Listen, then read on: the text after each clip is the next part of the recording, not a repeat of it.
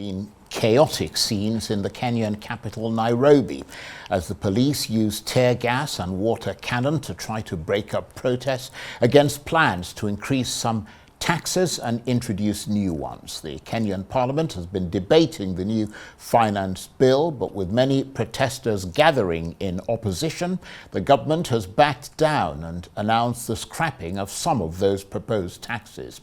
It says it's listening to Kenyans struggling with the rising cost of living.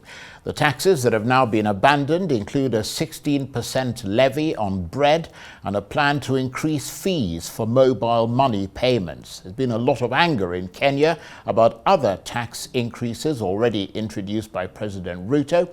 Mr. Ruto says he wants to ensure the country can balance its books and avoid taking out further loans. But Kenyans struggling to pay their bills have been pushing back.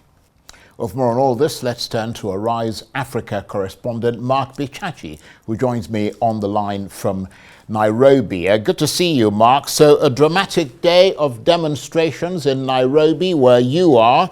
What's the situation with those protests? Have things calmed down?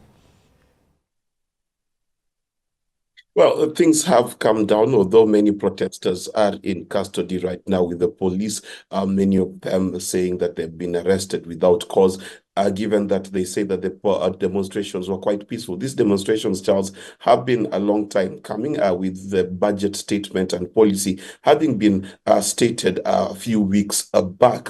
The sentiment on social media throughout the country has been that these particular moves have been unpopular, all the way from the 2.5% annual tax on the value of cars, the addition of taxes on fuel, on the fuel levy, what you talked about also in terms of the price of bread. And all of these issues have been at the core of what the demonstrators have been complaining about. And this has cumulatively come across because the government until today seemed quite steady and focused on passing the bill as is.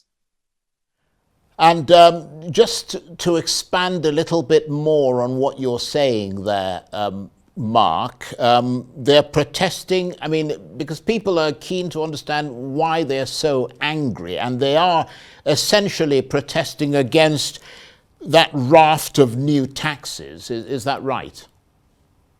Yes, correct. Now, to put it a bit more perspective, last year there was also complaints about the budget that was implemented in the financial year 2023-2024. Many people felt that the taxes were punitive, including taxes on housing fund, taxes, increased taxes on incomes that people were receiving, increased taxes on things like alcohol and things like that. So already the country was at a point where many people felt that these taxes are punitive. Now, when the new tax policies for 2024-2025 financial year were put in place, people also had remembrance of how the same complaints had been made against the finance bill for last year.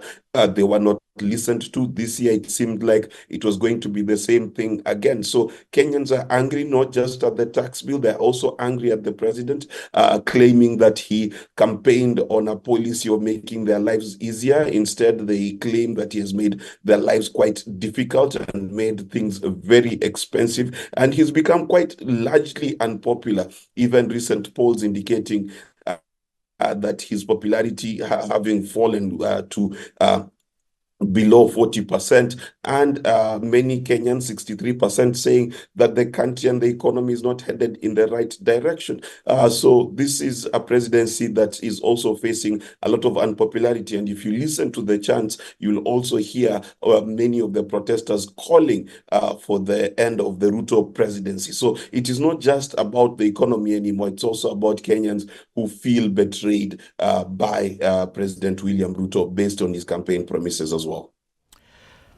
Well, that seems to be a story that prevails not just in Kenya, but across many countries in Africa. Nevertheless, the government has backed down on some of the new taxes. Is it likely to give way on others too?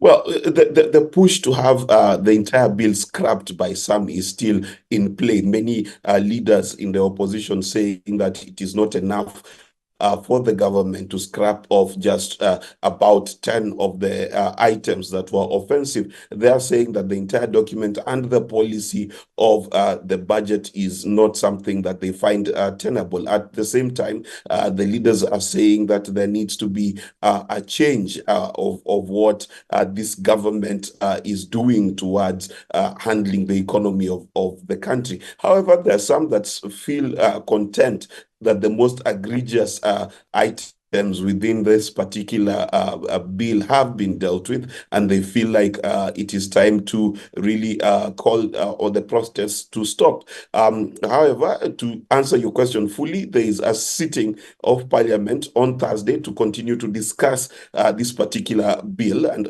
perhaps even vote on it. So we expect that there should be more pressure going forward, simply because many of these young people still don't feel heard. They don't have jobs, and they're also crying out for what they feel needs to be a fair economic system for them. And as you said there, Mark, this bill comes up for its second reading in Parliament this week. They need to pass it, from what I've been reading, by the end of the month. So the government has a budget to work with in July. So something of a race against time. Oh, yes, it is. It is constitutionally mandated as to how quickly the government is allowed to pass its budget within Parliament. So, yes, they need to do it within the next 12 days, that is for sure. But also they need to make sure that they're able to please the public, and the public is listening to certain key individuals. And this is a push on social media. Charles, the pressure on parliamentarians is immense. Remember that just last week, Kenyans shared the private phone numbers of their political leaders, their MPs, and asked them to push them and text them and tell them that they should not pass this bill. So it is not just a matter of pressure in terms of the time of the constitutional timelines, but also pressure from the public. It's not just about demonstrations. It is intense social media activity, and MPs who are seen to be supporting this bill are being texted and sent messages, some of them allegedly being threatening, just to make sure that this bill does not pass. So they've got to balance both the constitutional pressure and the pressure coming from the people.